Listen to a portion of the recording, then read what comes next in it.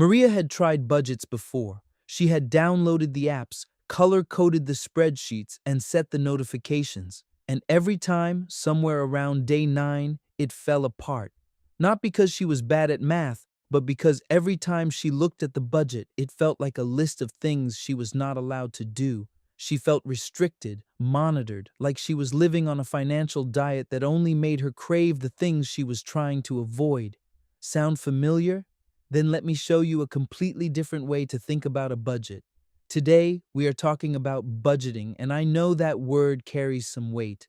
For a lot of people, it conjures images of sacrifice and spreadsheets and saying no to every small pleasure in life. But I want to challenge that image today because the version of budgeting we are going to explore is not about restriction, it is about clarity. When you know exactly where your money is going, you actually feel more free, not less, because you stop spending the entire month in a low-grade state of financial anxiety. The method we are going to walk through today is simple enough to understand in 15 minutes and flexible enough to actually work in the real world. It does not require a complicated app. It does not ask you to track every single coffee purchase, and it absolutely does not expect you to be perfect. It just asks you to be intentional, and there is a very meaningful difference between those two things. The framework we are going to use today is sometimes called the 50-30-20 rule, and it was popularized by Senator Elizabeth Warren and her daughter in a book about personal finance. The basic idea is that you divide your after-tax monthly income into 3 categories, each representing a percentage of your total. 50% goes to needs, 30% goes to wants, and 20% goes to savings and debt repayment. That is it. 3 categories, 3 numbers. Let us make this concrete with a real example. Suppose your take-home pay, meaning what actually lands in your bank account after taxes, is $3,000 per month. Using this framework, $1,500 of that is designated for needs. $900 is designated for things you enjoy but do not strictly need. And $600 goes toward building your financial future, whether that is an emergency fund, a savings account, or paying down debt faster. Now, these percentages are not rigid rules handed down from a financial authority. They are starting guidelines. If you live in a city with a very high cost of living, your needs might consume 60 or even 65% of your income, and that is okay. The framework bends to fit your reality. The important thing is that all 3 categories are accounted for, and that the savings and debt category is not whatever is left over after everything else, but a deliberate first priority. The first category, needs, covers everything that would cause a serious problem if it went unpaid. Rent or mortgage, electricity, water, basic groceries, insurance, minimum debt payments, and transportation costs related to getting to work.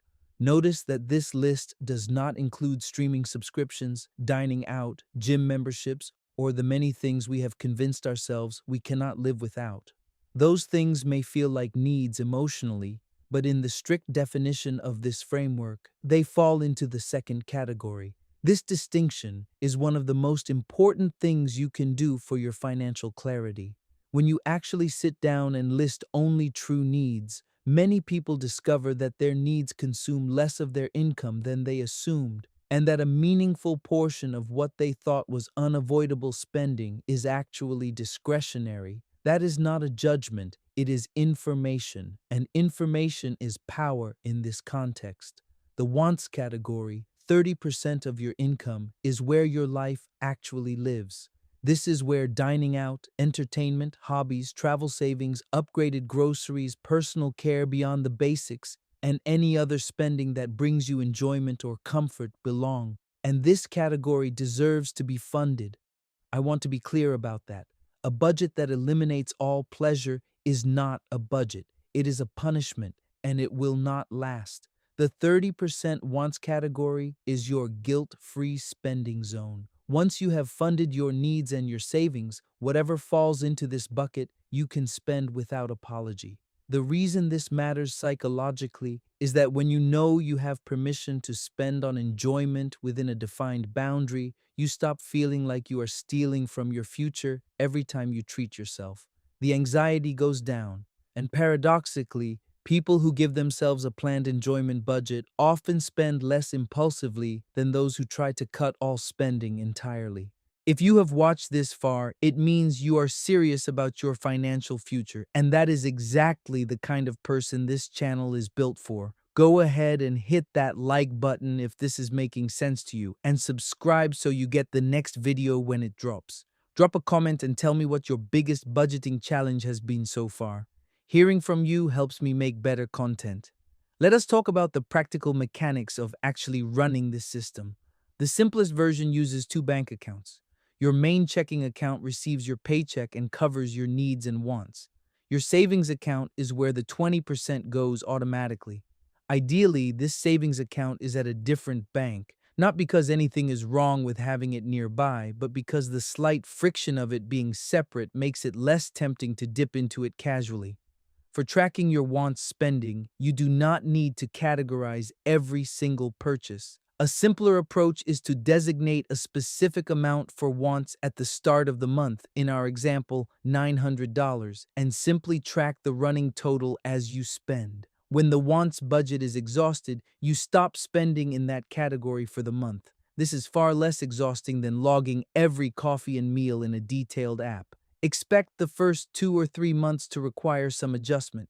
Your estimates of what falls into each category will not be perfect immediately, and that is normal. The goal is not perfection in month one. The goal is to be slightly more intentional this month than you were last month, and to keep iterating from there. Here is what you can do right after this video. Take your last month's after-tax income and divide it by 2, by 3, and then by 5. Write down those three numbers. They represent your 50, 30, and 20% targets. Then, look at your last month's actual spending in each rough category and compare.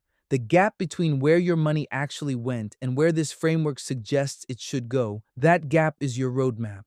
You do not have to close it all at once, but now you can see it. A budget is not a cage. When it is designed well, it is actually a form of permission. A clearly defined space within which you are free to spend, enjoy, and live without the constant background worry that you are doing something wrong. Our next video goes deeper into one of the most powerful forces in personal finance, a force that works quietly, automatically, and relentlessly on your behalf once you understand how to harness it. It is called compound interest, and it is genuinely one of the most extraordinary things you will ever learn about money. This is not financial advice. This video is for educational purposes only. Like this video, subscribe to the Money King. Turn on the notification bell so you never miss an upload.